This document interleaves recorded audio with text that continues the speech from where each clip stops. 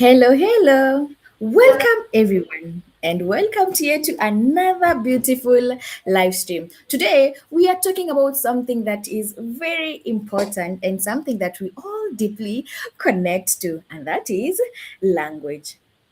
But this is not just a conversation about speaking language. It is about what happens when you grow up in an environment where the language that is spoken there is not your first language. What do you do? How do you connect to the people around you? So today we have a special guest and she's going to introduce herself and she's going to tell us all about her life and how she has grown to speak her native language.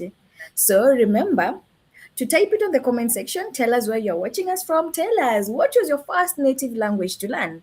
And continue being with us from the beginning to the end. Welcome, Martha. So, hi everyone. My name is Martha Wanyaga Magara. I'm from Kenya, Embu County. Yes, so I'm your guest for today, and free to ask any questions and to comment, and hopefully we'll connect as I share my own experience. Thank you. Thank you so much, Martha. Indeed, we are very honored to have you in our live stream today. We know that you have a busy schedule, but we're so happy that you are here to share with us your journey. Uh-huh. Now, I have a question. Have you ever understood a language, but you have really struggled to speak it? Yes, I have. I really have. Especially the Uh-huh. native languages that surround me. I have, yeah. Mm-hmm. Yeah, Okay. so mhm. Mm-hmm. So you felt like, or have you ever felt like, a language was part of your identity, even though it wasn't the language that you use in your everyday conversation? Yes, certainly. I've experienced it, especially maybe at home, even at workplace.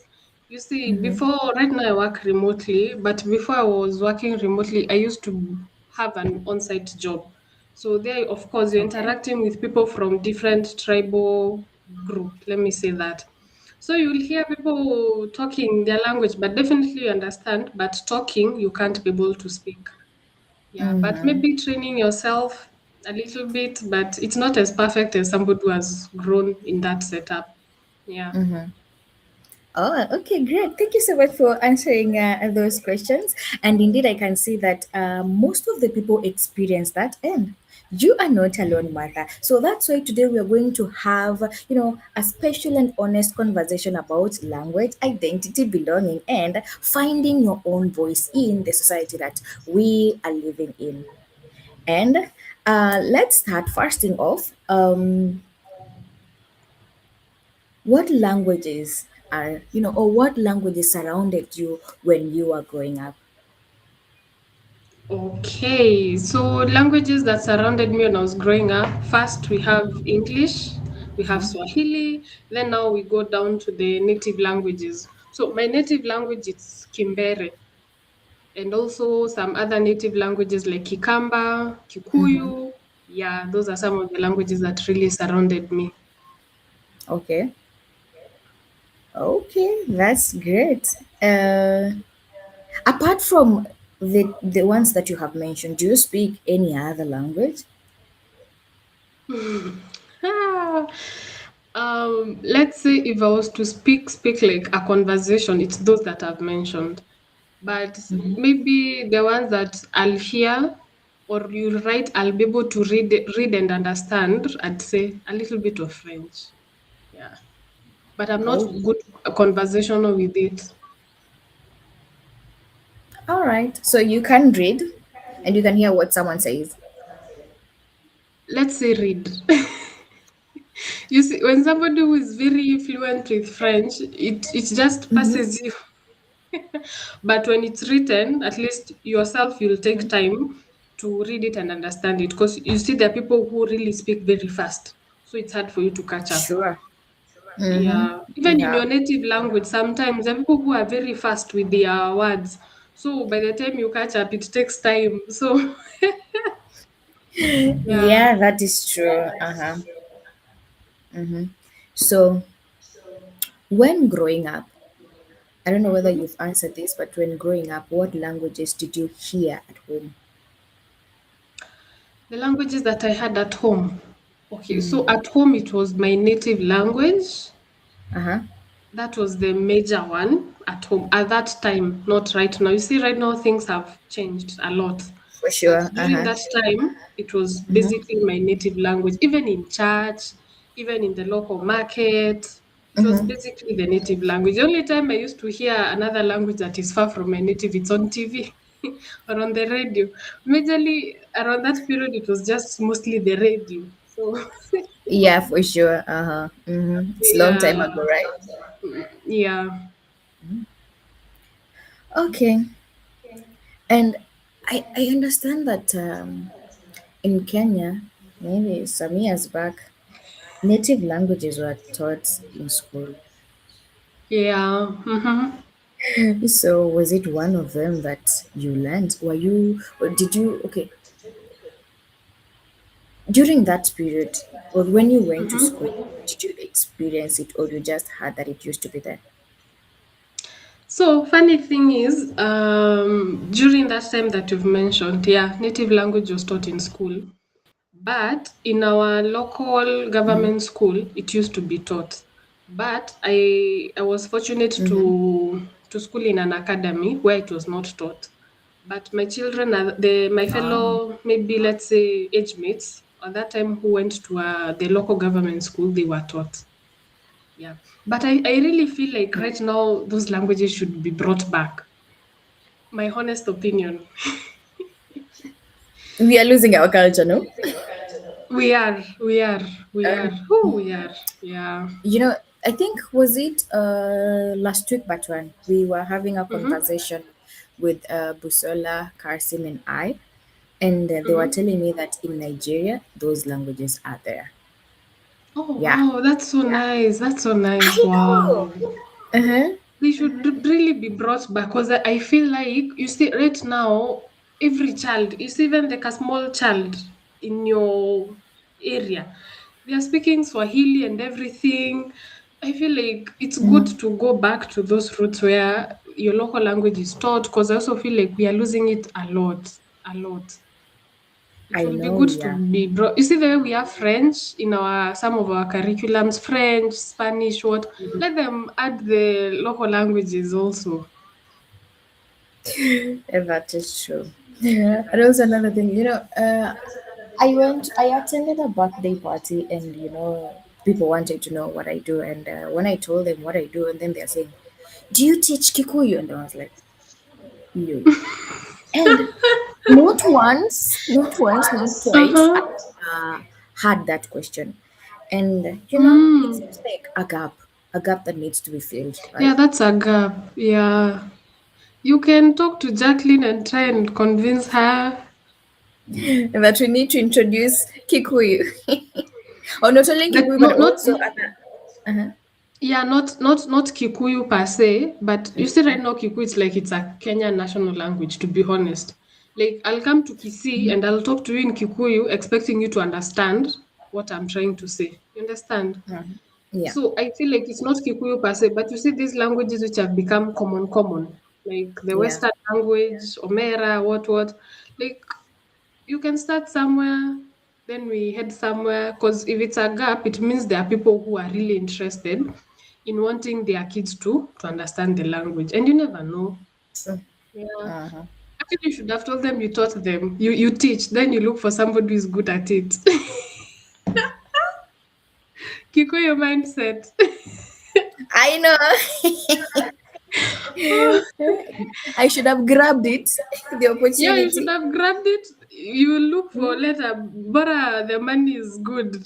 You say, I I do it. Then contract you look for someone somebody who else. is conversant. Yeah. Uh, yeah, next time I'm going to do that.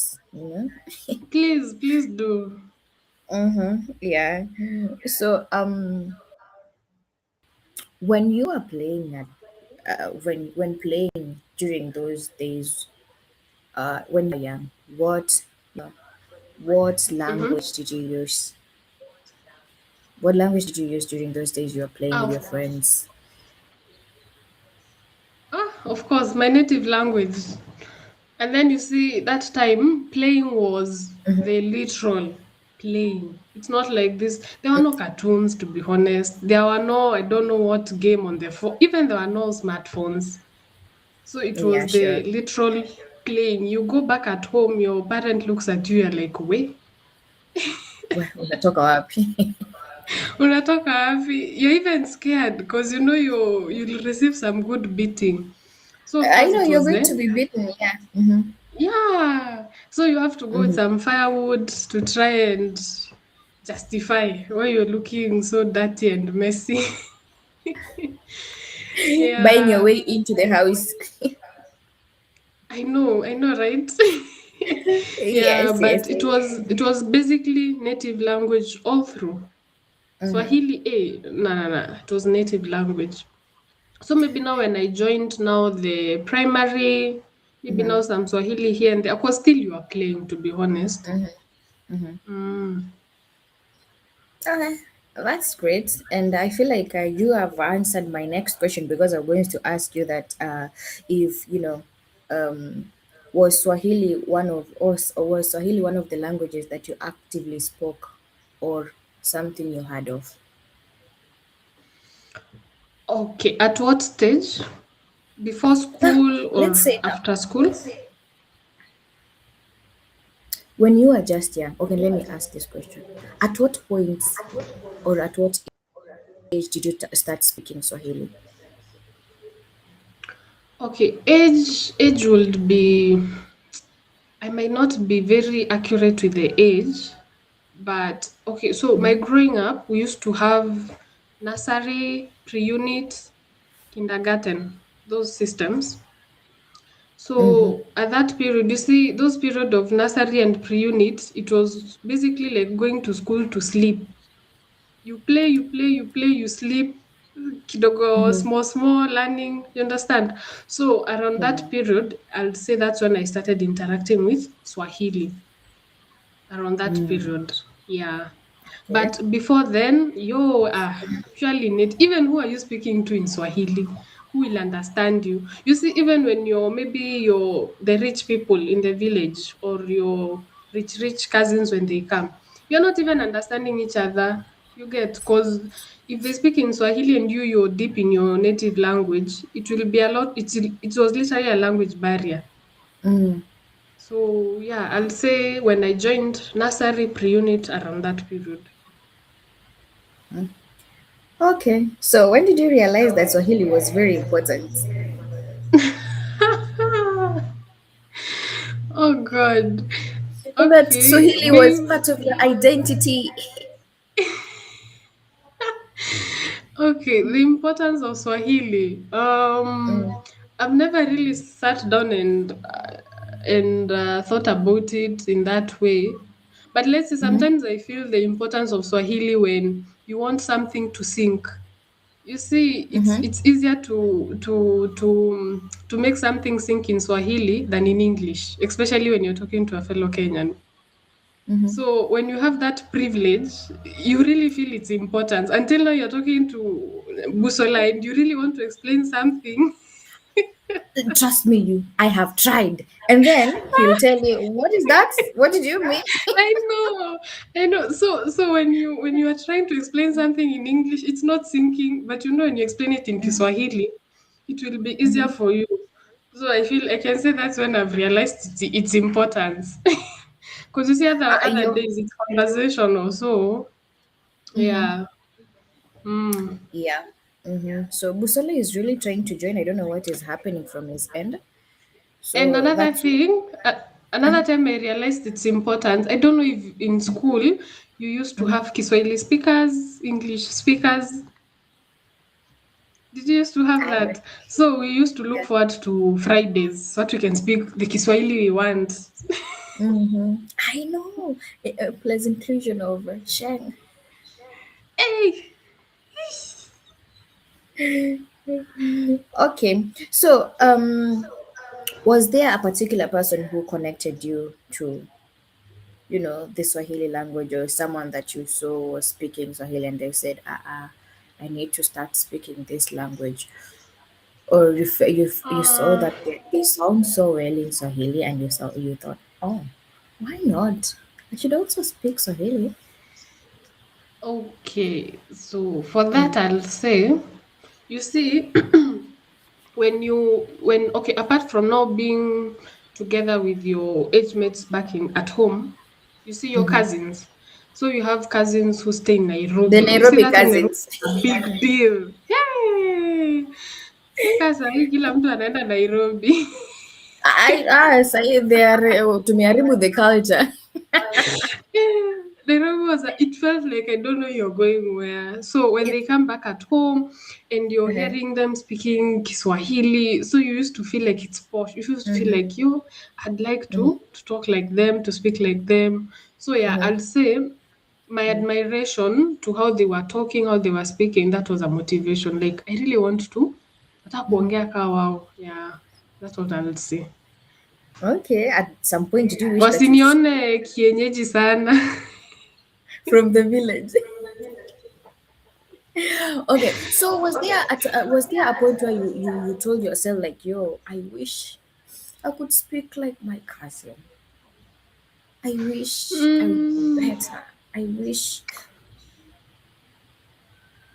okay. Maybe sometimes when I feel like they are so good at it, like they are very fluent at it, yeah, maybe that time. But you see, I feel like things have changed, to be honest, Diana. Cause you see the like now for instance, the depression that is being the depression rate that it is right now, then it wasn't there, or maybe it was there, we were just not aware of it. You Sure. understand? Because even when you see the things that are making mostly people be depressed, it's pressure, either from the internet, from the society, or from just even global, the western part of the nini, like watu wa majuu. So Uh-huh. I'll say then yes, you'll feel you want to be like them, but as immediately they are gone, that's already shatoka kwa akili yako, and you go back to default setting. So it was at the spur of the moment, then it leaves you. It was not something you'll dwell on. You get. Yeah. And then there was no that pressure to you have to learn, you're left out, you're not enough.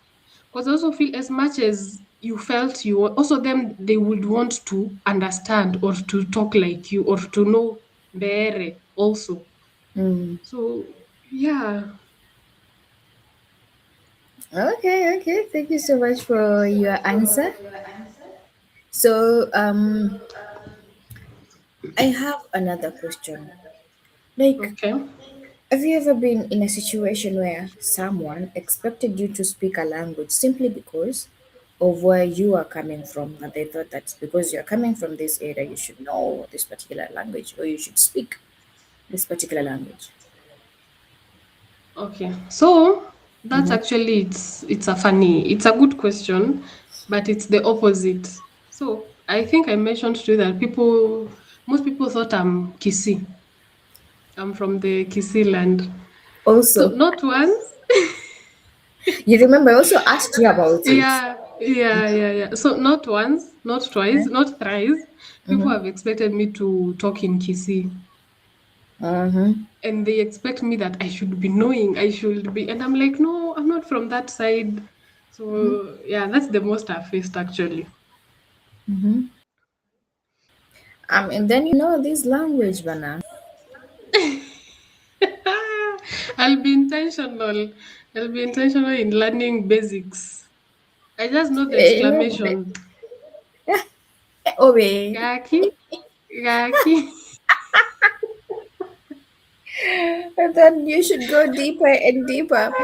Yeah, I because I really will. remembered the first time I spoke with you, I asked you your name, Magara. Magara sounds, coming from the Nyanza area, particularly in KC. And I thought, yo, Yeah. you should be speaking this language. And I know that is very common where people are expected to speak, because of what they are associating with. Mm. Yeah, I'll make effort and learn some basics. Please do make efforts. Yeah, so for our viewers, those who are joining us right now, tell us what is that particular language that people expected you to speak because of of where you're coming from, and we'll be looking at those charts and try to interact together. And remember, today I'm going to to give you a shout out. So stay tuned as we continue with this beautiful conversation with Mata.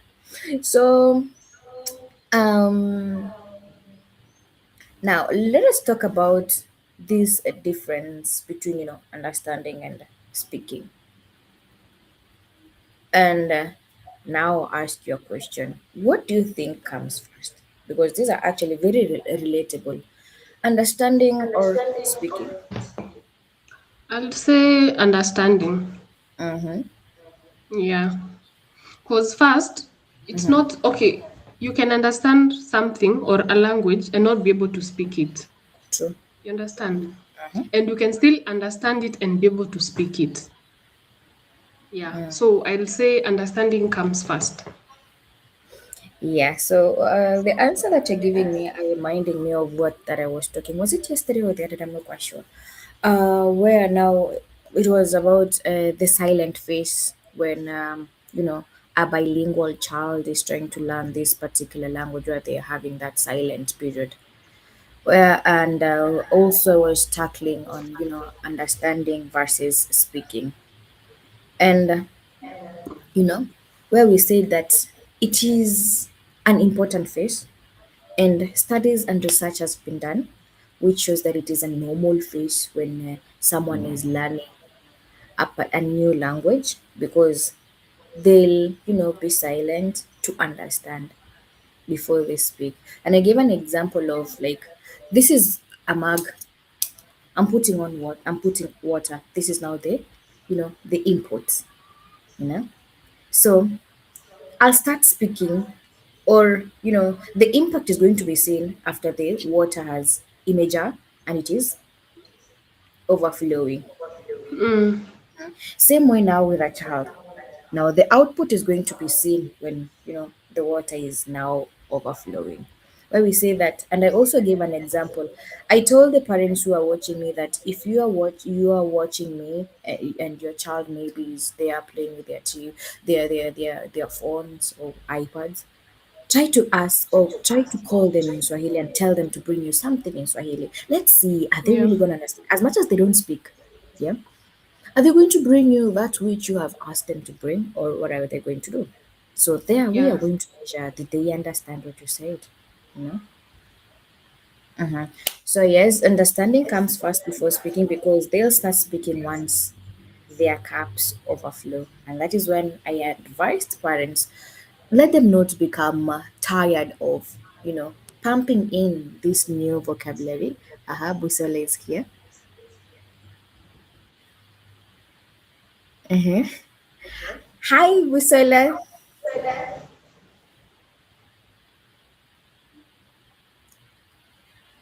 Actually, as we wait for Busola to be conversational, I remember, I really wish the Muitis accepted the offer. Because you see, if you check Can their you guys hear me? videos, yeah, we can. If you check the Muitis videos, he's very intentional about giving Can you hear instructions me? to the kids.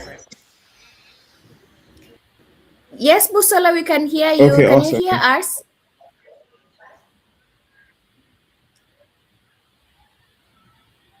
Hello, can you hear us, Busola?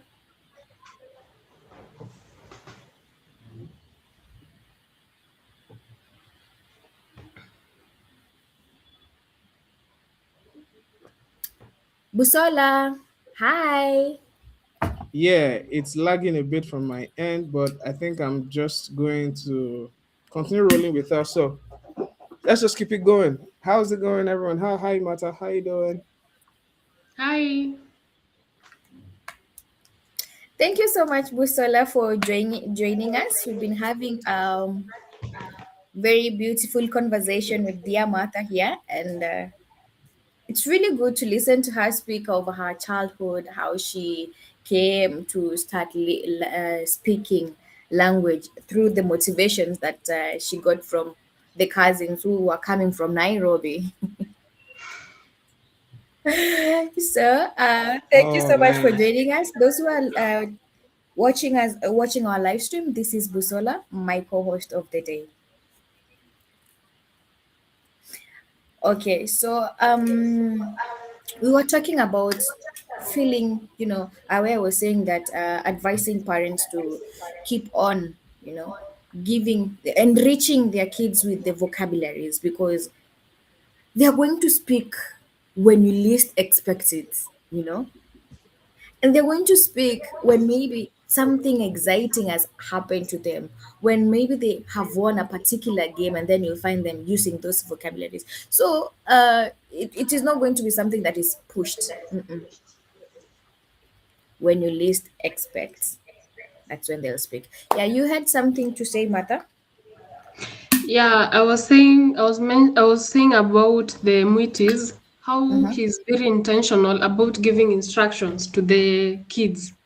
Mm-hmm. Like he'll say it in Swahili, go and tell your mom this and this and this in Swahili, and the kid will go and won't miss a point. So I think that kind of intentionality is really good. But I got that now that you're talking about understanding and speaking, you get to see that the kids are able to understand whatever they've been told. But now to speak, it's a problem. But as Yeah. long as they're understanding, I think we are a step ahead. Yeah, and that's why we say that it will happen, and it will happen when you least Yeah, expect it. And yeah, it's going to sure. happen from maybe an exciting moment. Yeah. So yeah, Busala, do you have any question for Martha?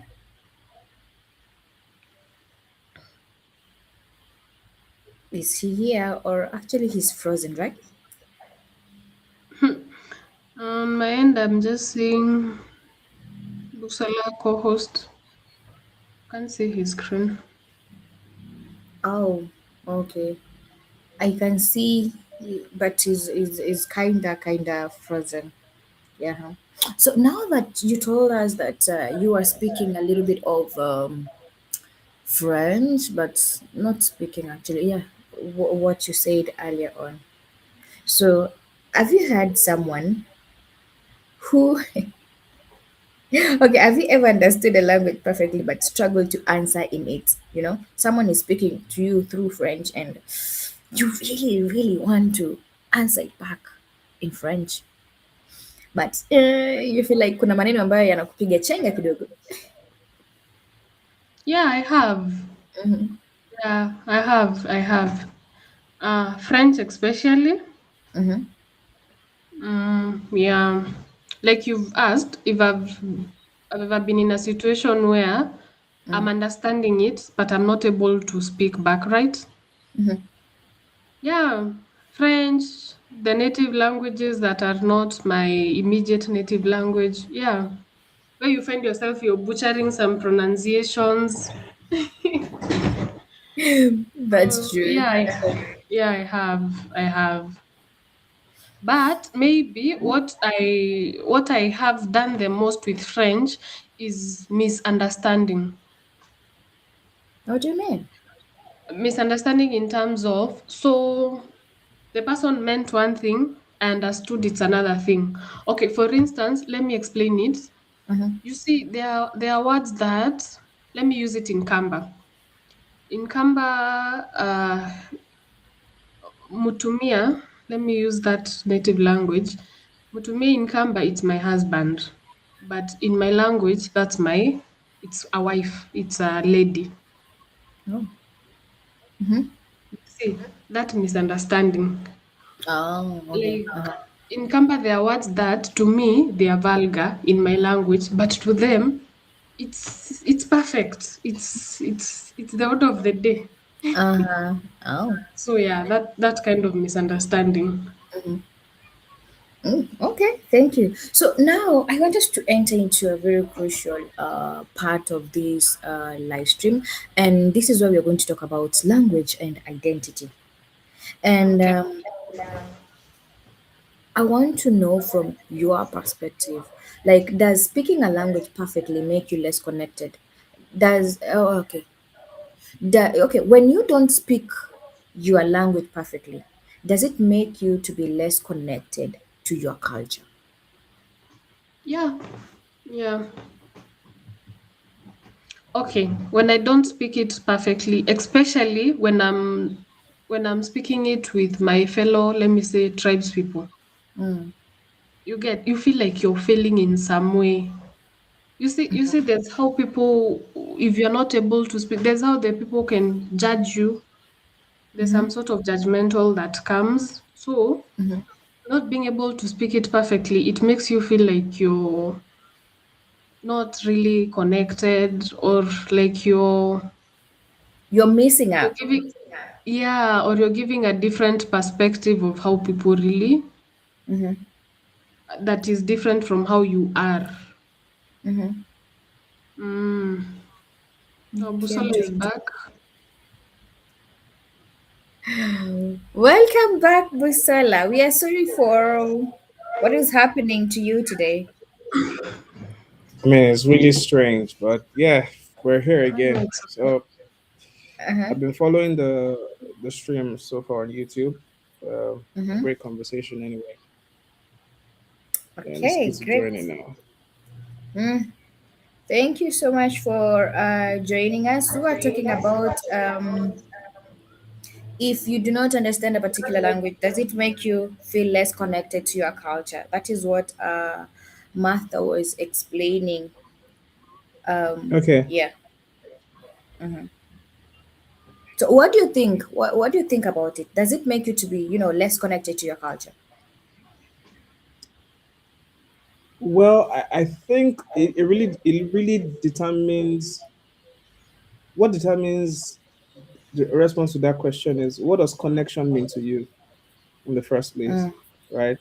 So if for someone could feel, I mean, if I'm not speaking the language, let me give you an example, because I did the research, recently about third culture kids and all that. So think of maybe someone like who grew up in the United Kingdom, and then they traveled down to, and then of course their parents are maybe Swahili and all that, Kenyan and all that, and then for a very long time, the language has been spoken in, you know, where they live in the family environment and all that, and then the child could feel, I mean, until I traveled down to Kenya by myself, that's when, I mean, I can really feel like I'm really Kenyan. I know my parents are speaking it, but you know that in the real sense, that feeling itself is false, right? Because culture is not necessarily geography; it's really the people, right? Because what makes the culture travel around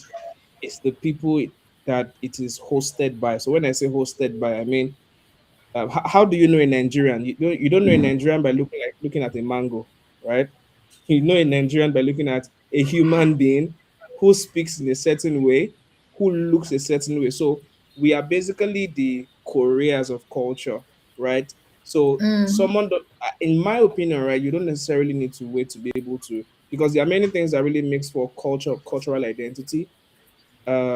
Of course, the language plays an imperative role that cannot be overemphasized. I mean, there actually scientific research that backs that claim, right? But apart from that, there are other things like the the the dressing, right?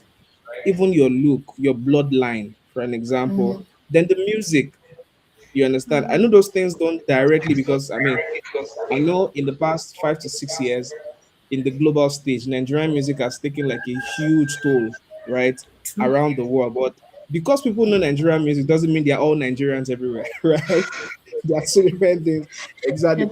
Because this same trend, if you date back to as far back as 2001, 2005, it was more of American music. Everybody wanted to be like Ja Rule, everybody wanted to be like Puff Daddy, everybody wanted to be like some of these, big names and all that. But then that did not that did not make us Americans, all right? They brought the culture of sagging your trousers. It still did not make you an American, right? So, I mean, at the end of the day, what I'm trying to say is that there are many things that actually makes you connected to the culture, and you don't have to narrow it down to just the language. I know it plays a True. huge role, right? Because there are Mm-hmm. even times when you speak the language, when you miss the intonation, the person still feels like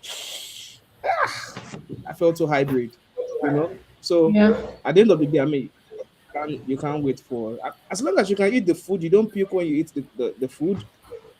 Um, you understand let me use the word the biases of the culture and you respect it.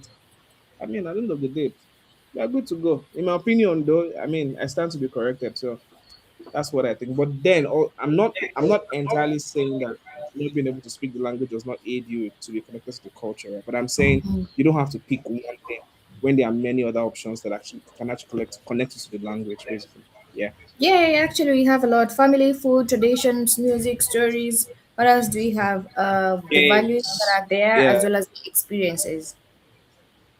Even how they get married, because that's very imperative too. Okay, even mode of transport. Exactly. I was seeing a very funny video on Diana Omari's status. Public transport in Kenya. I don't know whether you came across that on our feed or something. Yeah, I saw Public it, and transport in Yeah, I Kenya. did.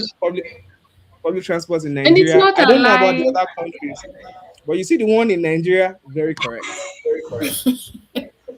yeah, I also the one extremely in correct. Kenya, very accurate, actually. Even for Kenya, it's very accurate. Yeah, Interesting. So you bust loud music like that in public transport. yeah, Mm, yes. yeah. That's interesting. Hmm? That's interesting. I think we have what you call matatu culture. Is it matatu culture, or yeah, we have what do you call Nyanga Fest, right? Manyanga Fest, or how is it called? I don't know. Yeah, where those buses that have those loud music, we have a festival for that. For real. Yeah. That's Mm-hmm. interesting. That's a very good way to waste But time I then. feel like in Kenya, it was a touch of everything highlighted in that video. Mm. Interesting. Yeah, man. That's Yeah. interesting. Yeah, so there are many things that makes for, I mean, cultural identity, and one cannot just narrate alone. But I think the language does a whole lot, primarily because the easiest way to connect with people is to speak a language. But then at the end of the day, we know that we are able to speak people's language.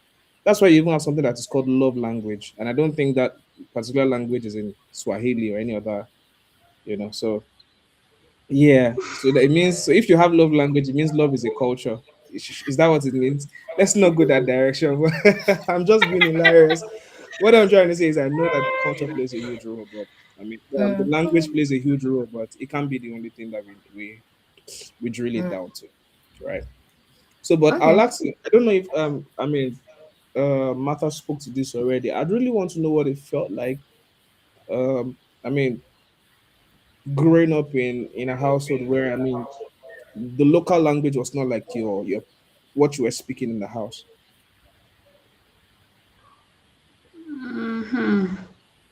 Okay, so maybe I'll say it's growing up in a setup where I'm used to the native language and I found people speaking Swahili or English, right? Okay. Yeah. Okay, so first that made me non-conversational, whereby I'm not talking at all. I'm not speaking. Hmm.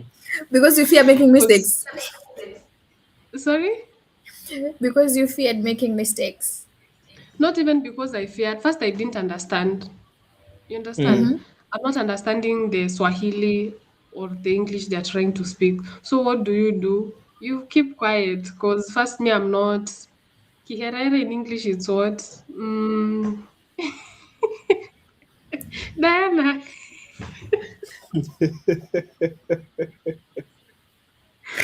Why do you Wasabi. say I that? think you'll understand. Yeah, yeah, I do understand, but I want to make Busel understand. I'm trying to tell Ovasabi. Ovasabi is somebody who is extra, But it's not very bubbly now? Or Obasabi is actually very. It's Obasabi is actually Nigerian pidgin English. Oh. It's actually Nigerian pidgin what? English. What does it mean? It means what? It means when you go over the board, when you do more than necessary. I think that's it, right? It's close to that. So I'm not that kind of a person. So the most I'll do is just keep quiet because you're not understanding whatever people are saying. But now, at least the good Mm. thing is, with you see, when maybe you're at that time when they realize, hey, Martha is talkative, she's not talking, what's wrong? So they'll try and like throw some words that you'll be able to understand. But also, I'm a fast learner. At the end of the day, you try and catch up as you go. Yeah, Okay, Yeah. what language were you? I mean, during this period, what language were you was more native for you compared to what they were speaking? that period, my native language, Which is? which is Kimbere. So Kimbere was Oh, is my native language. So that was the commonly used because Swahili. I came to interact with Swahili when I joined now when I started going to school. Because ah, I was telling Diana before you joined, during that period, when you go to the market, it's the native language. To church, it's the native language. The only time you could hear another foreign language, that time it was radio. When playing on oh, I Sundays, see. maybe, yeah. I was So actually you telling. primarily learned all of your Swahili in school, right? All of your Yeah, Swahili was in school.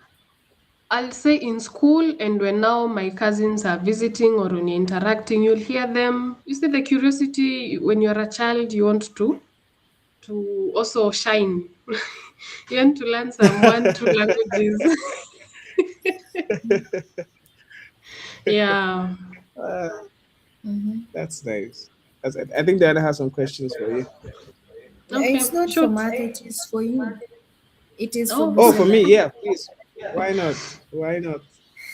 That's why we're here. So, yeah. So I understand that once you say that you're not quite fluent in Yoruba. Yeah. Now, so because you're not quite fluent or you're not quite, you don't have that rich Yoruba, have you ever felt less Mm-hmm. connected because of your language ability? Me, Ogumba Busola Patrick, no way. You can't intimidate me with anything. Never. The thing is, for me personally, for me, and I apologize if this sounds grandiloquent, but it's just what I've really observed. I am very good with people, extremely good with people. And that in itself already bridges that gap, right? Where, uh, you know, I mean, again, this is not to blow one's trumpet and all that, but I'm that kind of person that I think you will uh, you will gladly let go of anything that will not make me connect with you when you notice I'm not connecting with you,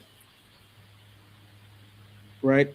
You will gladly let it go. I mean, if you have to surrender your Swahili to speak only English, you will do it.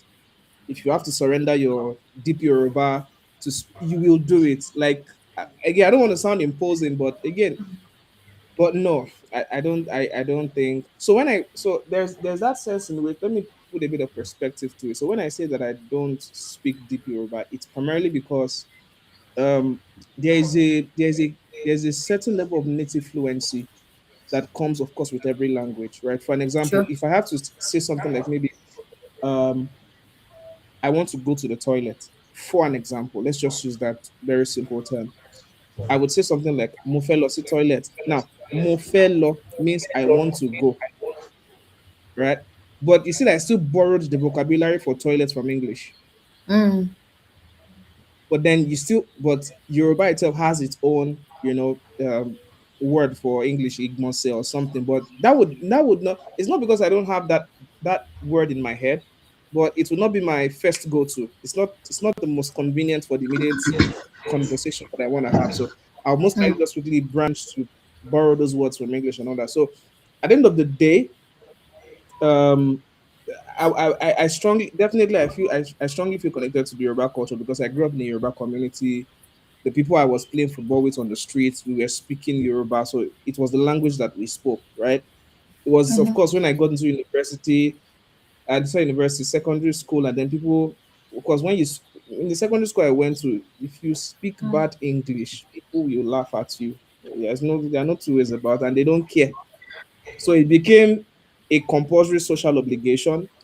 I mean, it was so bad, Martha and Diana, that there was a point in my life in secondary school I was reading dictionaries. I mean it. Yeah, I mean it.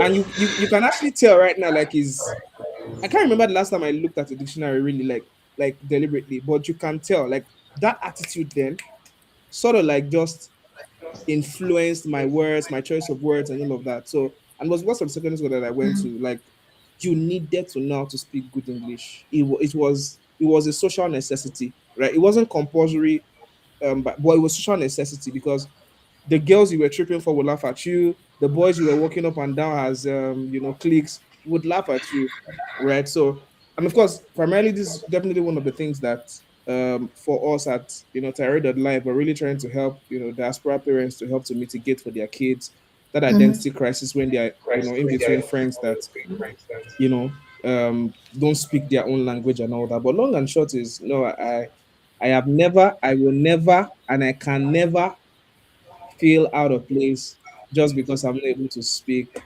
deep Yoruba. So I'm actually going to be able to speak very good Swahili in another 3 to 4 years from now. But if I'm not able to at the end of the day, it's all good.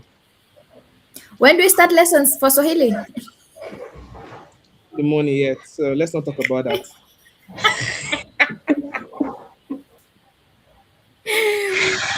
Okay, okay, okay. So I can see that time is up for us. It was really nice and very interactive having you in this live stream today. And what I wanted to remind us that is at the end of the day, a language is just more than words. We know what language carries. It carries memories, cultures, values, traditions, and all that. So thank you so much for joining this live today, and I'm hoping that we will continue meeting and interacting more because this is very important because language is one of the important things in our lives because we use it in our day-to-day communication, right? Yep. Mm-hmm. Do you have anything as we end the live? I was glad to be your guest for today. I've enjoyed the session a whole lot than I thought. Yeah, so be proud of your language, be proud of who you are, where you come from. Yeah, it's always good to connect with your roots, to be honest, like to be told somebody can identify you with this community, with this part of the country. It's always good to, yeah, to know. So subscribe to the Tayari Live, try and patronize whatever they're trying to sell, and yeah, thank you. Yes, indeed. Don't forget to press that button, like, share, and subscribe, right? Yes, and we have a link there where you Yeah, can so I still. just even dropped the QR code to the app there. So you can just scan it just at the top left corner of your screen. It will take you directly to the website, and then you can just have a look at the website. Really gamified. I mean, there's an AI feature there. The learning is very systematic from beginner to intermediate.